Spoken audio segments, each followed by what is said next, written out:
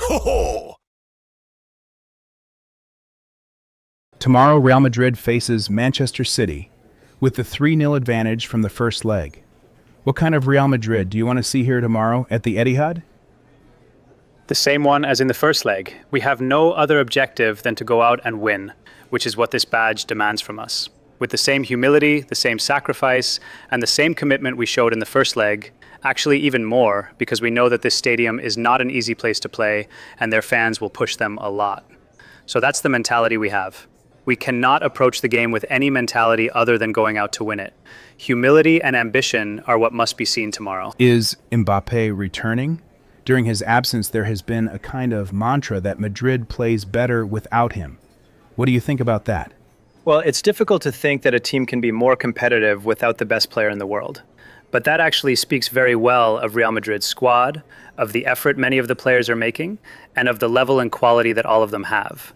So I'm happy that even without the best player in the world, people are speaking very highly of how the team is performing. How many minutes will Mbappé play? And also Bellingham, who is on the squad list. Can you tell us how he is doing? Has he come just to be with the team, or is he available to play? Bellingham was the one who wanted to come with his teammates to be with the team. He will take part in part of the training session, but he won't be available tomorrow. I'm very happy to see him getting closer and closer, to feel his presence again. I think it will also be very important for his teammates to see him already training and being around, before the match, at halftime, or afterwards. I've always told you that he is a player who will be one of the leaders, and he already is. So it's very important for us that he is here with the group. As for Mbappé, he is available again, so tomorrow you'll see. How do you prepare the team mentally? You have a 3-0 lead, but if you simply try to defend the result, the tie could become complicated. How do you work on this in the days leading up to the match? Just as I said before, we know very well and we are fully aware of how difficult tomorrow's match will be, of the opponent we're facing, the players they have, the coach, and the stadium we're playing in. We cannot have anything else in our minds except that if we want to win the game, which is our objective, we must perform at an extremely high level, at our very best level, just like in the first leg, or even higher. That's the goal, to go out and reach that level of commitment, solidarity, effort, and sacrifice, and of course also to hurt them as much as possible, just like we managed to do in the first leg. The other day against City, you used an approach that even surprised Guardiola, with a very fluid attack and the forwards moving around a lot. It was similar against Elche. Now that Mbappé is available, can you keep using that system with him on the field, or do you need to adapt the style? Well, Kylian gives us different qualities compared to what other players like Brahim can offer. But he's also a player who combines very well with others. If there's one thing Mbappé has for me, it's that he's an extremely intelligent player. He has many qualities, but I think the most important one is his intelligence. He's a player who is very good at moving into the spaces that the opponent leaves open. So, as I said before, I'm really looking forward to having him on the field, enjoying his play and his goals. But he will also be very important in our overall game. Your commitment to the youth academy is evident. Thiago has been starting in recent matches, and you're giving opportunities to more young players. When everyone is available, will you hesitate? Are there any untouchable sacred cows? Or will you stick with your commitment to the academy players until the end? In the 2 months I've been here, I haven't felt that there are any sacred cows. There are players, like you've seen during this time, such as Valverde, Vinicius, or Tchouaméni, players who have earned their minutes on the pitch. For me, they are not sacred cows. If anything, they've earned that status themselves through their performances.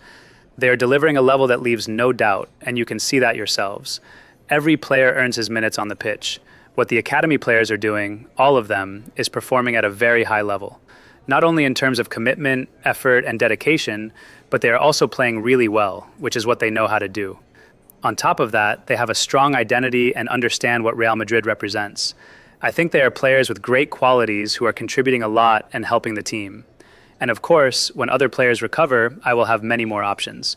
The idea is always that with so many options, so many players, and so many matches, we can choose the 11 most suitable players to be on the pitch. About this stage of the season you're currently in, which could possibly be the best period of the year for the team, how are you approaching it? And do you think that in matches like these, you're playing for your chance to still be sitting in that chair next season? No, I was going to say it's the last thing on my mind right now, but the truth is I don't even think about it or worry about it. The only thing that concerns me is tomorrow's match. What I want is for the players to perform and play the way they have in recent games. That Madrid fans are excited again, as I believe they are now thanks to the players' effort, is already a big responsibility, and that's the most important thing. As for Real Madrid and how long I'll be in this chair, it doesn't concern me. I'm coaching as if I've been here for 15 years and still have another 15 ahead of me. But I'll be here for as long as I'm meant to be, and as I always say, with great enthusiasm and very happy until the very last day. I wanted to ask you if you were surprised that they didn't train today, just one day before the match, and whether you think it's a crazy idea or something you might consider yourself one day, maybe because of physical or mental fatigue. I think it was explained well this morning that it's nothing new for them. They've done it several times this season, and it has worked out well for them. The other day I heard that the match against Madrid was Pep Guardiola's 987th game as a coach, so I'm certainly not the one who's going to be bold enough to give him advice. And well, it's a team that can practically play with their eyes closed. They know each other very well and have been together for many years. I don't think whether they train today or not will change much about tomorrow's result. About Valverde, he seems to be playing with a lot of freedom on the field, and that's probably because he's so good at doing many different things. Although it's a shame that he has to sacrifice himself by playing in different positions. When he plays in attack, he seems unstoppable. Certainly Fede can play in any position, and he does everything well. I also think he is currently at his best level. And it's true that he has freedom on the pitch. And when we have Jude and Mbappe back, we want to keep seeing this version of Valverde. About Arda and Haaland, during the previous match, we saw some moments where Arda was marking Haaland. Was that part of the plan or something that happened spontaneously during the game? Will we see that duel again tomorrow? First, I'd like to congratulate Arda for the fantastic goal he scored against Elche. A surprising goal and very difficult to achieve. As for seeing Arda defending against Haaland, well, there are actually many players you have to defend against. We know Haaland is very tall, but Arda also did a very good job defensively. We'll see tomorrow if we repeat that again.